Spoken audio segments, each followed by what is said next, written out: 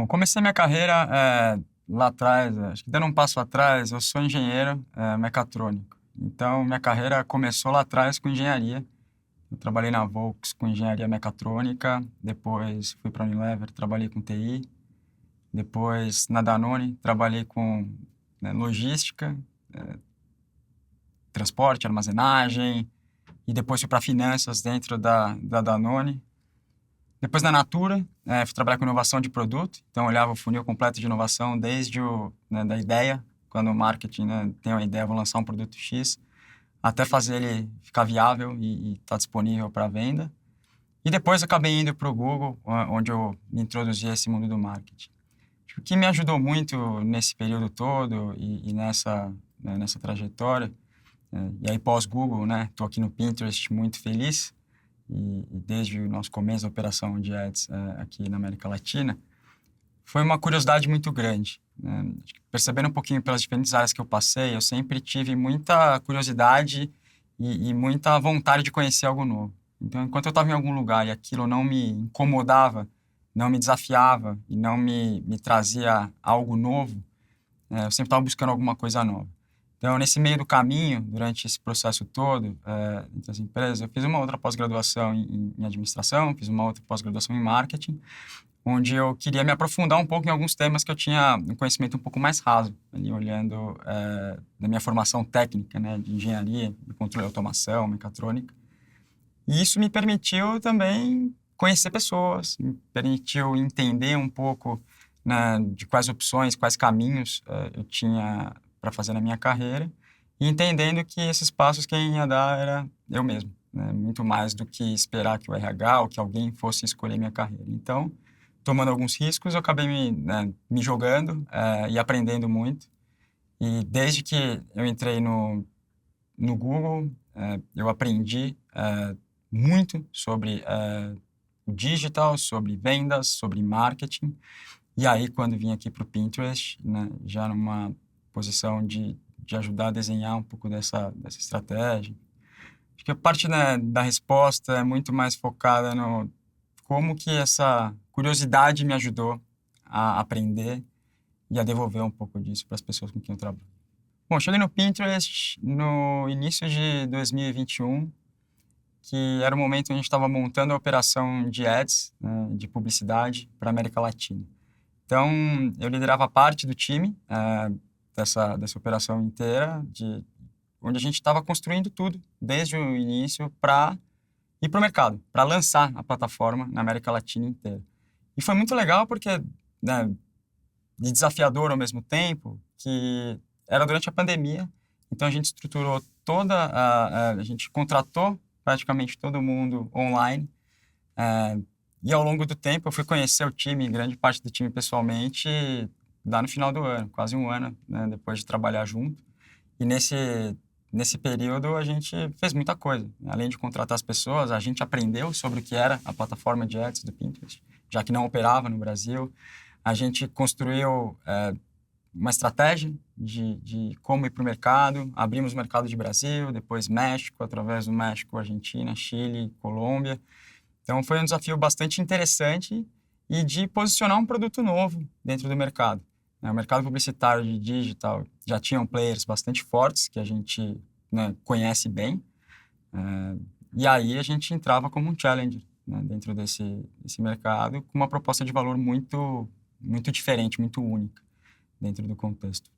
O Pinterest ele nasceu com uma plataforma de inspiração e, mais do que isso, um lugar para as pessoas salvarem as ideias que elas tinham, organizar um pouco das ideias e das inspirações e dos planos que elas tinham para fazer. E isso torna a plataforma como uma plataforma para as pessoas compartilharem fotos e para as pessoas salvarem as fotos ou imagens ou referências dentro das inspirações. E ao longo do tempo, o que acontece? A gente tem hoje uma plataforma com mais de 500 milhões de usuários globalmente. E isso junto torna tem muito conteúdo, muita referência, muita pasta, mais de 1 bilhão de pastas criadas, mais de 10 bilhões de pins salvos. E E as pessoas se organizam ali. O que acontece nesse meio do caminho? Acho que é um ponto que, para mim, eu tenho um exemplo muito claro, né, da minha experiência como usuário Pinterest, e não como alguém que está do lado de cá. Há 5 anos atrás, eu reformei uma casa aqui, né, no Brasil. Estava mudando de casa, reformei minha casa, e ali eu entrava no Pinterest, como é a porta de entrada para muita gente, por um caminho de home decor, né, de decoração, como buscar referência porque eu quero construir na minha casa. Naquele momento, 5 anos atrás, quando eu entrava e buscava parte dessas referências, nada daquilo era viável. Eu não conseguia comprar, eu encontrava um sofá incrível, mas ele estava na França. Qual a probabilidade de trazer um sofá da França? No meu caso, nula. Mas pode ser que alguém traga, mas o ponto é o seguinte, quando a gente traz as marcas para dentro ou torna aqueles pins compráveis, aquele plano, aquela intenção que a pessoa está ali e aquela referência que ela está buscando passa a ser algo viável, pode ser realizável. Isso é parte da nossa missão, inclusive, né? Inspirar as pessoas a criar a vida que elas amam. Então, como que a pessoa vem aqui ver, escolhe, seleciona e depois realiza? Transforma aquilo em algo, né, ou compra ou faz aquilo que ela está vindo buscar inspiração. Então, parte do que a gente quer fazer, a minha ideia é que todos os pins daqui para frente sejam compráveis. E isso ajuda na jornada. As pessoas declaram, né, que elas veem o Pinterest, que elas querem encontrar anunciantes aqui, mas não para ver um anúncio que interrompa a jornada dela, né? Porque aquele anúncio está viável dentro de uma jornada. E aí, quando eu falo que eu reformei 5 anos atrás, eu reformei de novo. Tem 1 ano agora, mudei de casa mais uma vez, e aí já era um pouco diferente a minha experiência. Porque grande parte do que eu estava buscando como referência para minha casa já eram pins compráveis. Então, eu pude realizar exatamente aquilo que eu estava buscando. Então, eu vi, putz, que legal essa poltrona. Tá aqui. Estou aqui achando uma referência onde eu consigo realizar e comprar. É uma estratégia global da empresa já transformar esse universo de interesse e de referência em algo factível, né, ligado à própria missão do Pinterest. O meu papel nesse processo foi, aqui no Brasil e na América Latina, enquanto ainda tocava parte da operação da América Latina, foi de mostrar para as marcas a grande oportunidade que elas têm estando aqui. De mostrar para, olha, você não está interrompendo essa jornada do seu consumidor, você, na verdade, está ajudando ele a realizar um plano que ele tem. Então, de uma forma muito diferente, ele é um catalisador. A marca entra dentro dessa jornada provendo algo para o consumidor e não interrompendo um processo de consumo de conteúdo, de entretenimento ou de outra, enfim, ação que ele queira ter em qualquer outra plataforma. Então, acho que tem da forma como eu chamava, né, meus clientes, amigos e as marcas para participarem, né, e testarem o Pinterest como uma rede de publicidade, era provar que eles poderiam sim ver resultado e que eles estão adicionando algo para o cliente deles. O Google foi uma grande escola para mim do ponto de vista de marketing digital. Eu aprendi, se não tudo, quase tudo que eu conheço de marketing, de comunicação e de métricas a partir do Google, uma vez que antes eu trabalhava com outras, né, outras disciplinas. Claro que eu fui estudar marketing também, fiz pós-graduação, depois fiz alguns cursos fora, em Stanford e na Kellogg, mas já, né, estando no Google. E também, né, não comentei, mas fui dar aula de marketing digital na pós-graduação da FAP durante um tempo, pautado no que eu aprendi na prática, né, na minha vida e na minha carreira. Eu não esqueço que quando eu estava na primeira reunião numa agência de publicidade, logo que eu entrei no Google, eu estava saindo de lá e virei para minha parte e falei, mas o que é awareness mesmo? E para um bom marqueteiro, hoje, se eu perguntar o que é awareness, eu falo, o que você está fazendo aqui? Então, acho que o papel do Google foi muito importante para mim porque me dava uma abertura de portas muito grande, eu tinha acesso a gente extremamente inteligente e comprometida e que tinha tempo de me ajudar e de me ensinar. Ao mesmo tempo, eu respeitava aquela oportunidade que tinham me dado. Então, eu estava afim, indo atrás, querendo entender e de uma forma legítima, querendo entender o que as marcas queriam fazer. Então, quando você parte de um desafio de negócio, do outro lado, de bens de consumo, como você comentou, de varejo, são desafios completamente diferentes. Então, quando a gente vai profundamente numa marca, para um cliente, pergunta: o que está acontecendo com o seu negócio? Eu aprendi a pensar e questionar desse jeito no Google também. E é algo que eu levo para mim. Então, não só, né, no Google, mas hoje, quando eu tenho uma reunião com o cliente, eu falo: tá bom, o que está acontecendo com o seu negócio? Como que eu te ajudo? Qual que é o, né, me conta os seus desafios, porque eu vou entender onde que a minha plataforma pode agregar valor e ajudar o seu negócio a ir melhor. E não aonde que você consegue colocar um investimento de publicidade aqui. Claro que no final do dia a gente está, como plataforma, a gente é remunerado pela propaganda que roda aqui. Mas se a minha propaganda não gerar resultado para eles, né, para o meu anunciante, a gente não, né, não agrega valor e ele deixa de ver o valor no que a gente está fazendo. Então, nesse processo, o Google foi muito importante para me ajudar a entender como que é esse approach comercial mais consultivo e menos vendedor, né? Um vendedor que vende algo de valor. E, ao mesmo tempo, era um momento onde era novo, né? A publicidade digital ainda era relativamente recente. Então, tive um processo ali de convencimento dos nossos clientes, de mostrar valor e de provar valor, até porque o valor, né, a gente não conseguia naquela época comparar a publicidade que rodava na televisão com a publicidade no digital. Os parâmetros de mídia eram diferentes. Como que eu mensurava o impacto que eu gerava versus o impacto que eu gerava com um anúncio na televisão ou na revista ou em out of home, que por um tempo em São Paulo também estava proibido. Então, né, foram desafios e oportunidades muito legais de aprender e de construir parte do que hoje o mercado assume como verdade ou tem como referência de mensuração de impacto, de mídia digital, também, né, construir junto. Então, naquele momento, foi muito legal que os anunciantes também estavam dispostos a aprender junto, testar, medir. E eu tive a oportunidade de estar ao lado dessa construção e com grandes anunciantes hoje, bens de consumo, por exemplo, fazer estudo e assumir as hipóteses, discutir qual que era a melhor estratégia, como que a gente ia comparar uma coisa com a outra. Então, foi muito legal participar dessa construção. E isso, né, me ensinou muito. Além da pergunta certa, tentar buscar a resposta certa. E buscar a resposta certa de uma forma não unilateral, mas de construir isso junto com o anunciante. Também era interesse do anunciante saber como operar, saber como medir, para tirar melhor proveito do investimento, do mix de investimento publicitário que ele tinha. E, além disso, no digital, tinha uma novidade, que era o e-commerce. Claro, você consegue medir muito mais coisa do que você mede no offline. Então, como que a gente equipara essas métricas? Como que a gente leva a parte dessa mensuração para o offline também? Essa construção, esse processo, fazendo a pergunta certa, ajudava e construía com ele qual que é o caminho para ter a resposta certa. A pergunta também não era só nossa, mas também deles.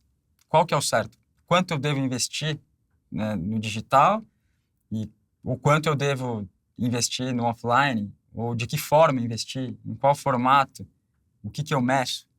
Então, naquele momento, eu tinha um privilégio de estar numa das maiores plataformas de mídia digital, onde as portas eram abertas muito mais facilmente, naturalmente, e sentar uma grande, né, plataforma de tecnologia, insights, dados, que também ajudava muito a como prover informação e prover inteligência para esses anunciantes. Então, fazer a pergunta certa e trabalhar junto com o anunciante e não, né, para ele ou por ele, e trabalhar de uma forma, né, a 4 mãos, 6 mãos, quando a gente coloca a agência dentro desse processo também, que é extremamente importante, é o que fazia a gente tentar buscar a resposta certa. O varejo hoje é nos principais verticais e anunciantes dentro do Pinterest. Justamente porque o varejo consegue ter um sortimento ou transformar aquela ideia, aquele sonho em algo de verdade. Daí tem o varejo direto, né? Então os direct to consumers estão pensando nas próprias indústrias, né, que produzem e vendem. Então aí ele varejista como e-commerce ou como lojista também. E o varejo multicategoria, multimarcas, que são os grandes varejistas, grandes players, né? Enfim, online, que também conseguem realizar o sonho. Então, dessa forma, quando alguém entra aqui e coloca um catálogo de produto, e esse catálogo de produto é encontrado durante um momento de inspiração, o varejista vai muito bem, porque dali ele consegue conectar e falar, olha, eu tenho justamente o que você está procurando disponível para entrega na sua casa daqui a 2 dias. Ou aqui na minha loja mais próxima, está lá. Então, de uma forma simples, o varejo é extremamente importante, é um dos maiores verticais aqui dentro do Pinterest, porque consegue conectar as ideias à realização. O Pinterest é uma plataforma única, do ponto de vista de consumo, de momento de navegação e de jornada. Quando você entra no Pinterest, você não entra simplesmente para passar o tempo. Você entra no Pinterest e, em geral, você tem uma intenção, você tem um plano, você tem algo que você quer fazer. Seja um plano de curto prazo, por exemplo, o jantar dessa noite, ou o look de amanhã, né, que eu vou para o trabalho, ou um festival de música, qual o look que... Então, você tem é algo que você está pensando em fazer, então, assim, já tem um planejamento. Então, isso já é único partindo dessa premissa. E o fato de ser algo, ter uma intenção ali declarada, né? É uma intenção de algo que ainda está por vir. Então, quando a pessoa entra aqui, as marcas têm a oportunidade de conectar no momento que ela está planejando, no momento que ela está querendo, ainda tem tempo da marca entrar, ou da marca, ou do varejista, e participar da realização desse plano. Isso é um dos diferenciais, então, a intenção do usuário. 2, esse usuário, ele está num momento muito íntimo. Então, esse momento do dia a dia é um momento de vida. Quando você busca alguma coisa no Pinterest, você não busca... Você não está preocupado com o que os outros estão pensando. Então, é um momento muito íntimo seus boards podem ou não ser compartilhados. Então, você pode ter pastas próprias ali, onde você pode buscar referências de tipo de decoração de casa, de pratos para jantar, enfim, de looks, de moda, de casa, de festa de aniversário. E tanto faz o que o outro pensa, porque você não está postando aquilo para alguém. Você está colecionando ideias para tentar realizar alguma coisa. Você pode, inclusive, agora ter um recurso novo, onde você junta parte dessas ideias e faz uma colagem. É um recurso novo do Pinterest muito legal, onde você pega essas referências e transforma numa nova referência. Aquilo vira um novo conteúdo dentro do seu próprio board, se você quer publicar ou não, é uma decisão de cada usuário, mas é uma experiência muito íntima. Então, você não está preocupado com o outro. A nossa CMO costuma dizer que é sobre o self e não sobre a selfie. Então, isso diz muito sobre essa intimidade da plataforma. Você não vem aqui para seguir alguém, você não vem aqui para saber o que o outro foi fazer, e você não vem aqui para se preocupar com o que os outros vão pensar sobre você. Você vem aqui para colecionar ideias, referências e intenções de algo que você quer colocar em prática. Então, essa intenção, essa intimidade e por último, acho que um olhar de futuro, né, de algum plano que você ainda vai fazer. Mais do que postar uma festa que você foi ontem, de que contar um pouco do que está acontecendo no máximo agora, tem uma intencionalidade de algo que ainda vai acontecer. Então, isso é muito único dentro do Pinterest. A personalização no Pinterest é algo extremamente importante que cruza com outros diversos aspectos importantes para a gente conversar aqui. Um deles primeiro, a gente usa a inteligência artificial para personalizar a experiência do usuário no Pinterest, desde sempre. Então, a inteligência artificial ela vem de uma forma para que a experiência que um usuário tem é muito diferente que a do outro usuário tem. E ao longo do tempo, cada vez vai ser mais personalizada e mais individual. Então, o meu Pinterest é muito diferente do seu, do dela, do dele, porque os meus interesses são diferentes, os conteúdos com os quais eu engajo são muito diferentes do que os seus, e por isso a inteligência artificial vem trazendo para mim recomendações e conteúdos que tenham muito a ver com a minha navegação. Ah, legal, isso tem em todas as plataformas. Só que a gente usa essa inteligência artificial de uma forma muito intencional e positiva para criar uma internet mais positiva. E o que significa isso? Alinhado com a nossa missão, a gente não usa a inteligência artificial para prender as pessoas aqui no Pinterest. Eu quero que venha, escolha, encontre logo o que ela quer, salve nos boards e realize. Então, a gente não tem uma intencionalidade de prender as pessoas aqui, de buscar que elas fiquem na plataforma muito tempo, e uma preocupação muito grande com o mental health. Então, com a saúde mental das pessoas, e não só dos nossos usuários, mas intencionalmente de criar uma internet mais positiva. A gente fez um estudo no início do ano passado com a Universidade de Berkeley para entender qual era o impacto do Pinterest na saúde mental das pessoas. Foi um estudo com a Universidade de Berkeley e Geração Z, para tentar entender um pouquinho do que a gente estava gerando de impacto. E a conclusão do estudo foi que usar o Pinterest 10 minutos por dia, ele reduz o nível de estresse, né? Ele melhora a qualidade do sono e reduz burnout, né, dos públicos que utilizavam o Pinterest 10 minutos por dia versus o público que não utilizava o Pinterest. Nossa, mas que é milagroso. Não é sobre ser milagroso. Tem vários aspectos por trás. A gente tem uma política muito forte sobre política e policy, né, de produto, que a gente não permite, por exemplo, qualquer anúncio relacionado à perda de peso. A gente não permite assunto antivacina desde 2017, quando nem se falava em pandemia. Então, tem várias policies de produto e de conteúdo que ajudam a blindar um pouco a plataforma de assuntos que geram tensão. E, ao mesmo tempo, também, por exemplo, aquela questão de você se comparar com o outro e ficar o tempo inteiro naquela tensão sobre, nossa, mas que vida perfeita e a minha nem é tanto. Não, aqui é sobre você. Então, acho que tudo isso se casa sobre como que a plataforma constrói isso.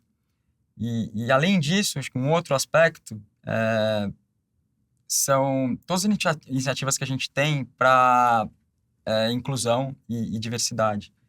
Então, a gente também usa a inteligência artificial para trazer mais representatividade na plataforma. Quando alguém vem para a plataforma e se enxerga nela, a gente consegue... A relação dela com a plataforma e com o que ela está sentindo é muito melhor. Então, a gente tem, por exemplo, hoje, se você buscar por um penteado, ele abre um leque de gamas de tipo de cabelo, para você selecionar o seu tipo de cabelo, e aí o conteúdo que vai vir ali, ele vai ser algo que é relevante para você. A mesma coisa para tom de pele, e agora, mais recente, o tipo de corpos, ainda não no Brasil, mas onde você seleciona o seu tipo de corpo também. E aí você se vê representado. Uma vez que você se vê representado num ambiente positivo, a gente gera um impacto maior para a sociedade em si. Diversidade e inclusão são parte da nossa essência. E até por isso temos essas iniciativas onde a inteligência artificial contribui para criar uma plataforma mais inclusiva e mais representativa.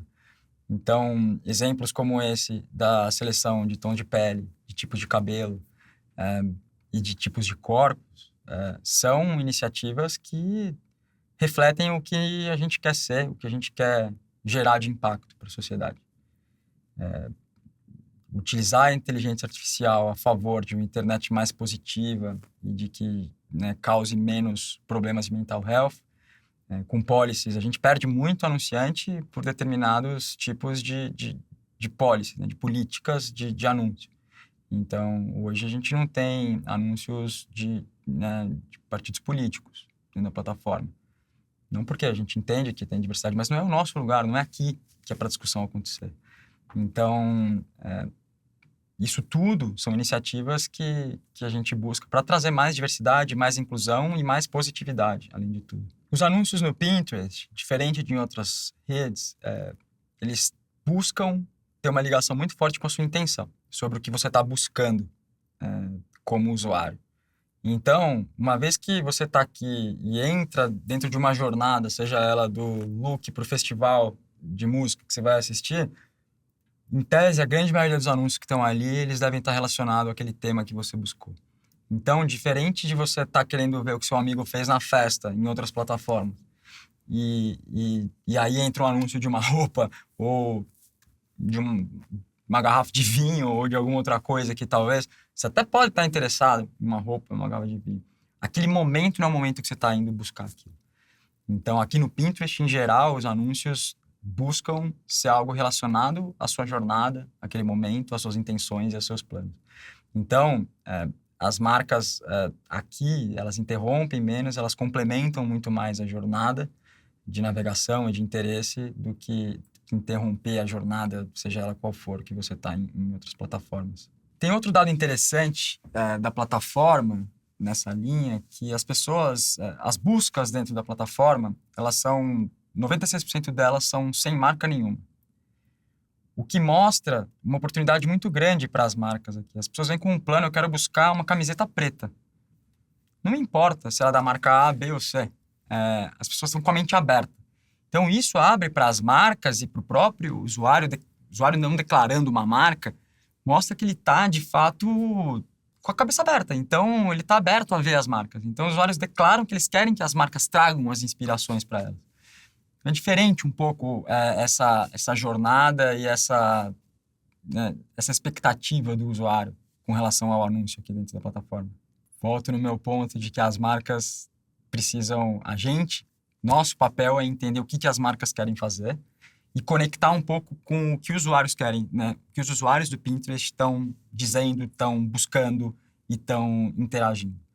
A gente tem um universo enorme, né? São mais de 41 milhões de pessoas que usam o Pinterest no Brasil e mais de 500 milhões de usuários no mundo, o que permite para a gente ter uma base de informação, de busca, de navegação extremamente grande e relevante, com um diferencial importante versus os insights que algumas outras plataformas conseguem trazer. A gente consegue ter um olhar de futuro. Então, essas buscas que estão acontecendo agora, elas viram tendências mais para frente. Então, alguém que está buscando hoje um look A, B ou C, né? Falei muito de look, mas alguém que está buscando determinado tipo de comida, ou determinado estilo de decoração de casa, ou determinado estilo de maquiagem. Isso tudo ainda vai virar tendência mais para frente. O que ajuda a gente tem informação relevante para dar para as marcas. Então, quando a gente junta o desafio das marcas e das empresas e legitimamente entende o que eles precisam e cruza com essa informação, fala, olha só, a gente tem aqui uma hipótese do que vai virar tendência no futuro. Você acha que tem sentido a gente trabalhar uma estratégia? Você usando essa informação, conectando com o interesse desse usuário, né, nesse momento, aí sim a gente aporta valor para a marca, aí sim a gente consegue conectar com os resultados que eles esperam. O e-commerce, né, enfim, todo o varejo como um todo, está passando por uma transformação já há bastante tempo. Da loja física, depois vem uma pandemia, onde tem uma digitalização em massa, né, em uma outra velocidade das pessoas e das próprias empresas, de como que elas têm que operar. A reabertura da loja física, então, um questionamento do próprio varejista qual que é o papel da loja, né, minha loja passou a ser um showroom, não, as pessoas ainda compram na loja física.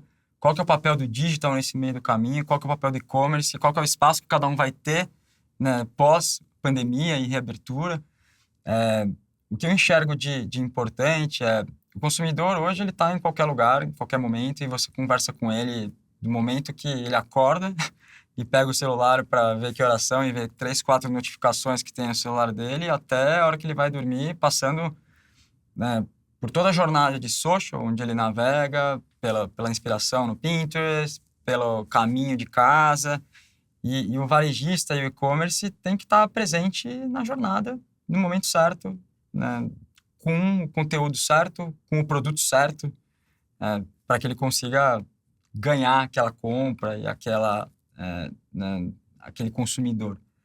E aí, pós ganhar, como que eu entrego o valor que ele espera. Então, tem um lado de serviço, que acho que se tornou ainda mais importante pós-pandemia, durante e pós-pandemia, do ponto de vista de varejo, mas, de novo, se o varejista tem o produto certo, na hora certa, no momento que a pessoa está ali com a cabeça aberta, né, acho que é um momento importante dele se posicionar e dizer, olha, eu tenho o produto que importa para você, com esse sortimento, com o tamanho certo, com o que for, e aí ele participa dessa jornada.